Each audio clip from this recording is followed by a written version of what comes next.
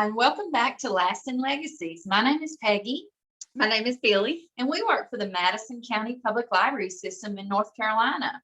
We're continuing today our series on genealogy called Last and Legacies. And today we'll be discussing military records. Billy will be our host for this. So take it away, Billy.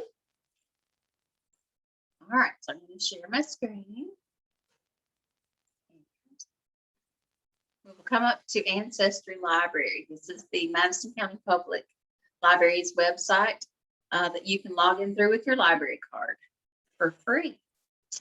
All right, so when you get here, this is the home page. Scroll down to military and hit search now.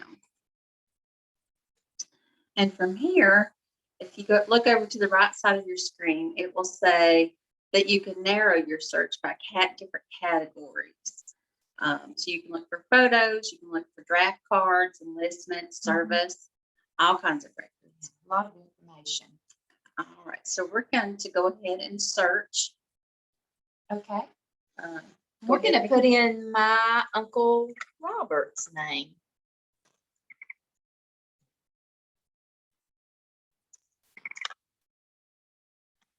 Oops. If I spell Marshall right, it'll probably come out better.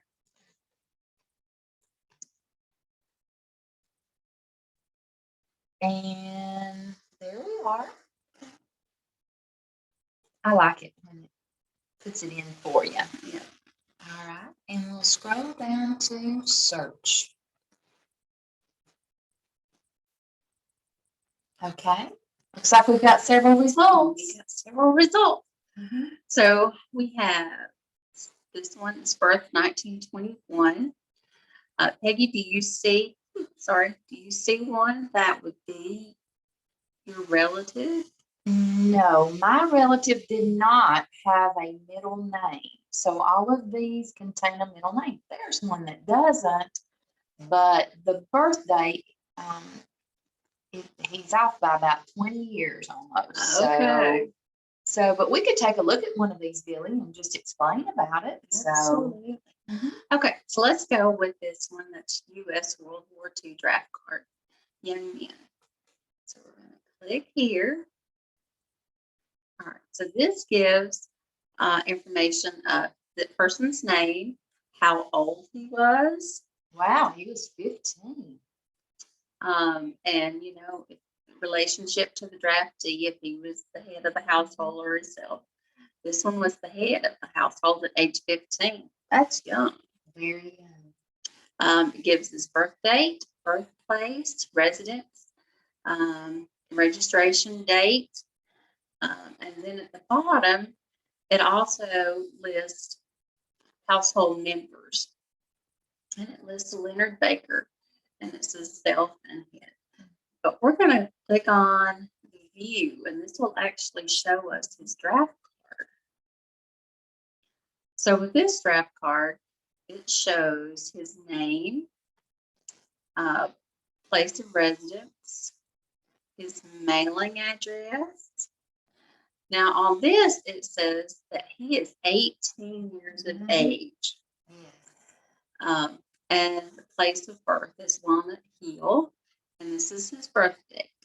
Now, sometimes when they registered for the draft, they give misinformation to join because they really wanted to help, fight for our country.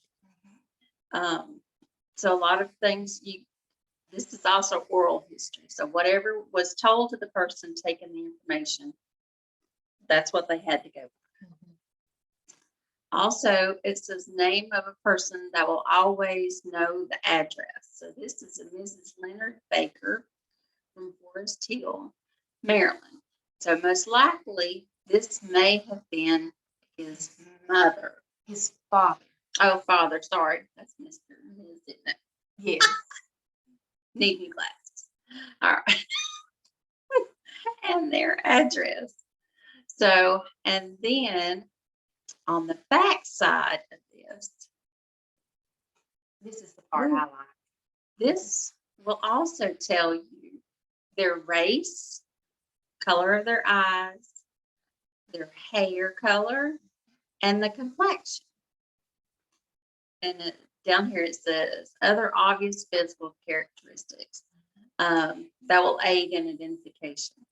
And they did that in case you were wounded or you died. That was the way that they could identify you. On my daddy's draft card, it has a scar that was on his arm. So, which we didn't know anything about until we read the draft card. So, all right. And so then as we go on down, this is the person that was the register. And down here is where this person registered at. So you can get lots of information on here. One thing that Peggy and I have found is that we cannot find anything for veterans that were in the most recent wars.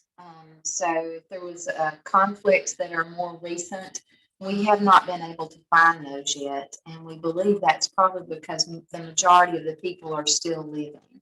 So, so if you're going in with that and that person is still alive, you probably are not going to be able to find a record for them. So it's the older wars, World War One, World War Two, things like that. Those are the ones that you're going to be able to find. The draft cards for that time, you'll be able to find those also. And one of the things the Ancestry has just introduced is the Revolutionary War. Yes. Which is exciting. It is. Going back that far. So, as we have said before, always ask your family members about information that they can give you. Cousins, aunts, uncles, and that's always a good place to start when you're looking for records for your ancestors that was in the military. Go in with as much information as you can. The year they were born, maybe the years they served, which branch of the service that they might have been in. So all of those things will make it easier for you to find the person that you're searching for. So until next time, happy hunting. Take care. We'll see you next time.